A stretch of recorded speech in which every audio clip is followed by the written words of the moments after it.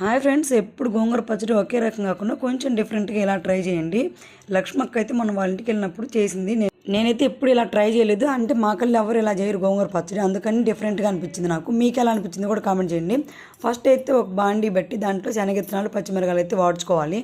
తర్వాత అదే పెండంలో పచ్చి గోంగూరని వేసి కొంచెం ఆయిల్ వేసి దాన్ని కూడా మగ్గనివ్వాలి. ఇవన్నీ చల్లారినాక ఒక మిక్సీ గిన్నె తీసుకొని శనగిత్తనాలు, పచ్చిమిరకాయలు వేసి కొంచెం సాల్ట్, జీలకర్ర, చిన్నులపాయలు వేసి ఒకసారి తిప్పాలి. ఫస్ట్ వీటి వరకు తిప్పాక మనం గోంగూర వాడుచుకున్నాం కదా, దాన్ని కూడా అంటే ఆ మగ్గబెట్టిన గోంగూరను కూడా దీంట్లో వేసేసి మిక్సీ బట్టి తాలింపు వేసుకోవటం. నిజంగా టేస్ట్ అయితే చాలా బాగుంది. తాలింపులో లాస్ట్న కొత్తిమీర, దించే ముందు సన్నగా తరిగిన ఉల్లిపాయలు అయితే వేసుకోండి. నిజంగా టేస్ట్ అయితే చాలా అంటే చాలా బాగుంది. నాకు తెలిసి డిఫరెంట్గా ఉంది. నేనైతే ఎప్పుడు ఇలా చేసుకోలేదు. నిజంగా మీరు ఎలా చేసుకుంటారో కామెంట్ చేయండి. అలాగే వీడియో నచ్చితే లైక్ చేయండి. ఓకేనా? బాయ్ మరి.